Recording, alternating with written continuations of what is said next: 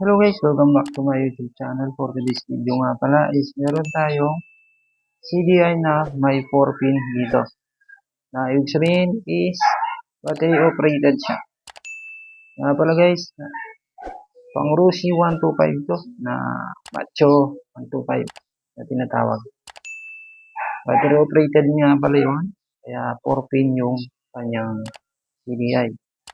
Yun guys, start na natin at paliwanag natin kung saan nga ba konektado yung ating 4 pin ng ating CDI sa motor natin na battery operated. Guys, start na natin. Pero bago ang lahat, kung bago ka lang sa ating channel, so don't forget to click like and subscribe to my YouTube channel.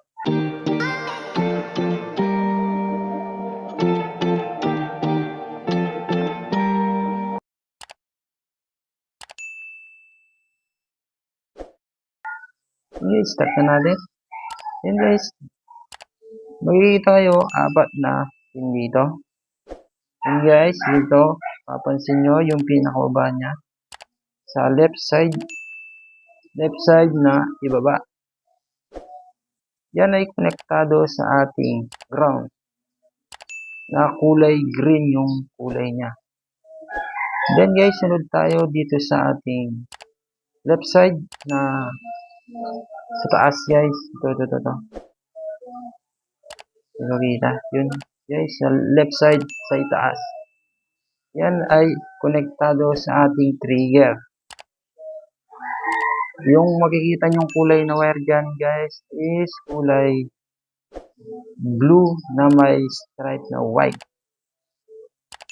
Then guys, sunod tayo dito sa ating right side sa taas. Yan guys, ito. Yan guys is papuntang ignition coil. Yung kulay ng wire niya is kulay black and may stripe na yellow. Then guys, sunod tayo dito sa right side na ibaba niya. Right side na ibaba. Ito. And guys, konektado yan sa ating 12 volts ng ating battery na kulay red.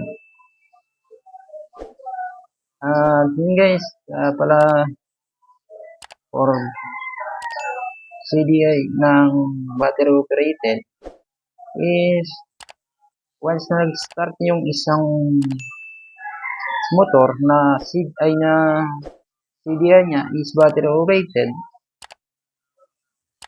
mula sa battery papunta rito is siya yung responsable sa ating pag-andar ng motor. Once nasira na to guys, yung CDI niya is hindi niya mag-i-start yung motor natin. Right? Okay pa yung ating charging system. At ang ating baterya is okay lang. Kung sira naman to is hindi din naanda. At yun guys, tapos na yung ating video. Hanggang dito na lang. Sana nakatulong itong ating video. Thanks.